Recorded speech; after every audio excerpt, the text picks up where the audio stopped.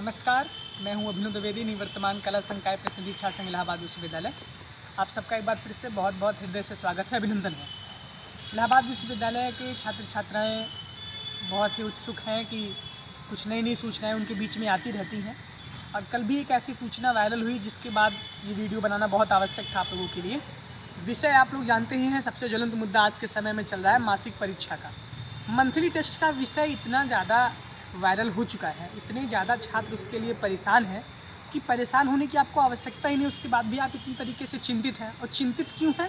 वो अपनी वजह से आप नहीं हैं, चिंतित हैं आप विभाग की वजह से, चिंतित हैं आप उन लोगों की वजह से जो आपको सूचनाओं का आदान प्रदान करते हैं, एक नई नई सूचना लगातार अपडेट करते रहते हैं। इस वीडियो के माध्यम से मैं पूरी की पूरी प्रोसेस आपको बताऊँगा। मंथली टेस्ट के विषय में जो भी भ्रम है आपके, वो सारे भ्रम को आप दूर करिए पहले, और ध्यानपूर्वक सुनिएगा। अगर वीडियो आपको अच्छा लगे तो आपके सहपाठियों को भी शेयर करिए, क्योंकि बहुत आवश्यक वीडियो है ये। क्योंकि बहुत सारे तमाम तरीके से आपके मन में जितने भी सवाल हैं, उन सारे सवालों का जवाब सिर्फ एक वीडियो के माध्यम से मैं देना चाहूँगा।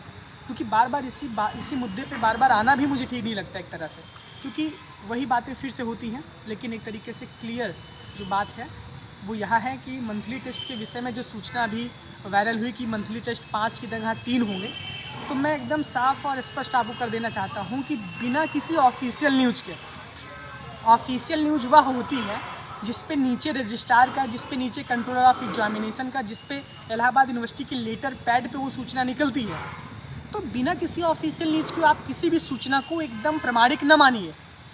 पहली बात आप ध्यान दीजिए, अगर आप एक विश्वविद्यालय के आधिकारिक छात्र हैं, विश्वविद्यालय के जिम्मेदार छात्र हैं, सिविल सर्विसेज की और भी परीक्षाओं की तैयारी आप ग्रेजुएशन के साथ साथ कर रहे हैं, तो आपके अंदर वैसी मैच्योरिटी भी होनी बहुत आवश्यक है।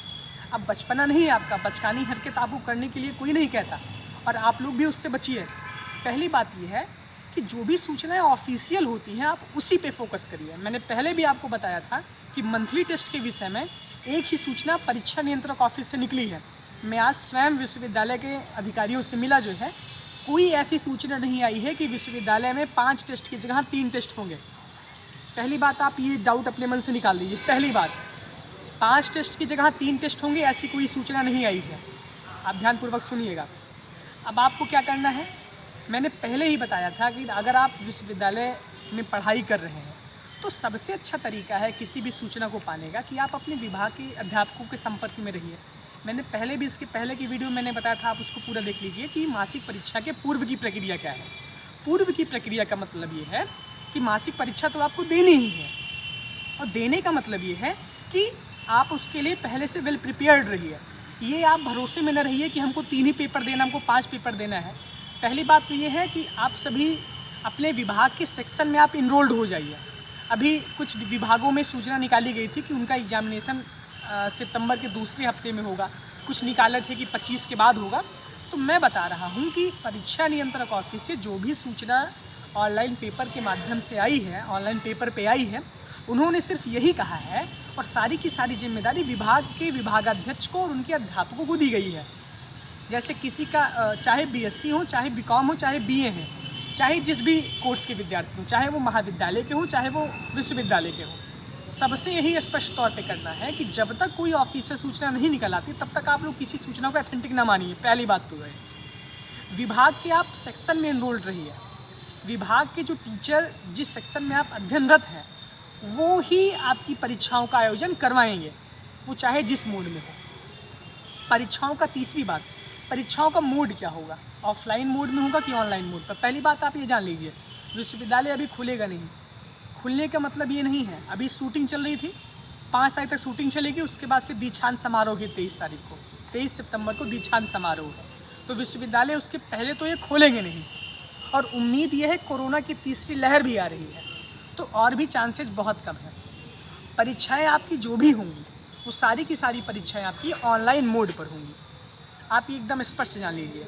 इसके बाद आपके मन में कोई भी सवाल रहेगा नहीं, मैं एकदम से दावे के साथ कह सकता हूँ। वही बात रही कि विभागवार, अच्छा सबसे पहली बात ये है कि आप कोई भी सूचना देखते हैं तुरंत आप ग्रुप में वायरल कर देते हैं। आपके अंदर इतना अति उत्साह रहता है कि आप किसी भी सूचना को, पहली बात तो ये जान लीजिए, ऑफिशियल सूचना ही पढ़ा करिए, फर्जी की सूचनाओं से आप बचिए। पहली बात, आज विभागों में कई विभागों में गया था, तो विभाग के विभागाध्यक्षों ने ये कहा कि कोई ऐसी सूचना नहीं है कि हम टेस्ट की संख्या घटा दिए हैं।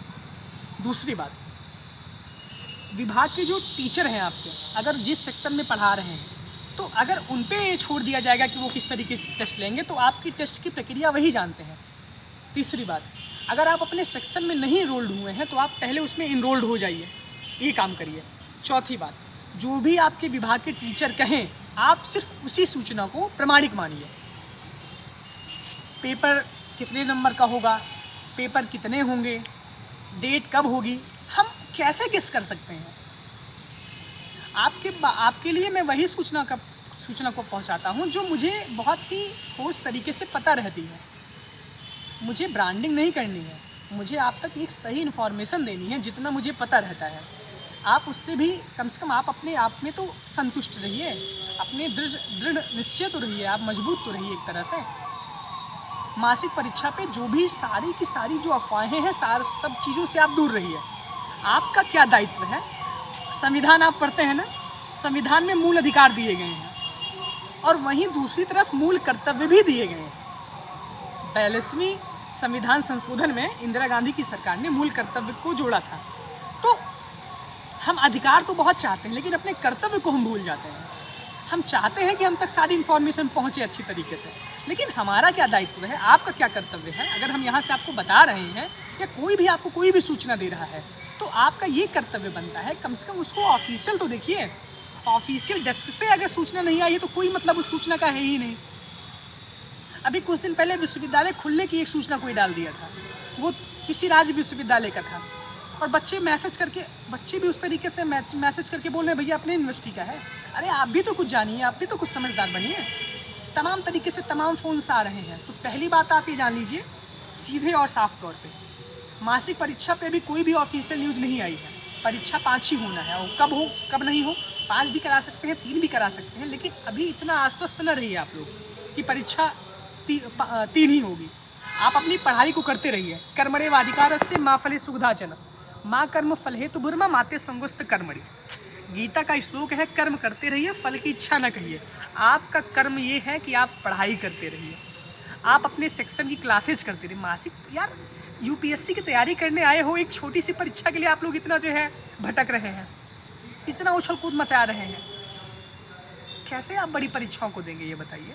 कैसे आप आगे अपने जीवन में कुछ कर पाएंगे बड़ा? मासिक परीक्षा ही तो है, ऑनलाइन ही तो आपको देना है यार। कौन सा बहुत बड़ा पहाड़ टूटा पे पड़ रहा है? ऑनलाइन पेपर देना है, घर पे नोट्स तैयार करनी है, जो भी होगा जैसे भी होगा, पढ़ाई अगर आप करते रहेंगे तो आपको कोई भी दिक्कत नहीं होगी। तो पहली बात ये जानिए, अभी कोई ऑफिशियल सूचना मासिक परीक्षा से रिलेटेड नहीं आई है। आएगी तो ज़रूर विश्वविद्यालय के साइट पे अपलोड होगी, विश्वविद्यालय के इंस्टाग्राम पेज पे अपलोड होगी, विश्वविद्यालय के ऑफिशियल फेसबुक पेज पे अपलोड होगी। दूसरी बात ये है, मासिक परीक्षा ऑनलाइन ही होगी, आप ये जान लीजिए। तीसरी बात ये है कि आप अपने सेक्शन में इनरोल्ड हो जाइए। चौथी बात यह है कि आप अपने विभाग के टीचरों के संपर्क में रहिए। आप जिस टीचर जो भी आपको कहता है उस तरीके से आप काम करिए। आपके मन में इसके बाद जो कुछ भी प्रश्न है वो आप ज़रूर बताइएगा। जो भी प्रश्न है आपके मन में कमेंट बॉक्स में करिएगा। महाविद्यालय विश्वविद्यालय दोनों ही के लिए सूचना ये थी, और इस तरीके से BA BSc BCom सारी की सारी छात्रों की यही एकदम स्थिति है। तो खुश रहिए, मस्त रहिए, व्यस्त रहिए। बहुत बहुत धन्यवाद, बहुत बहुत आभार। सुनिए, पहली बात 21 से लेकर 25 सितंबर के बीच आपकी कोई परीक्षा नहीं हो, क्योंकि उस दिन दीक्षांत समारोह 23 सितंबर को है। तो जो भी आपकी परीक्षाएं संभवतः होंगी वो 25 के बाद ही होंगी, 25 सितंबर के बाद होंगी। आप पढ़ते रहिए, लिखते रहिए, मस्त रहिए, व्यस्त रहिए। बहुत बहुत धन्यवाद, बहुत बहुत आभार।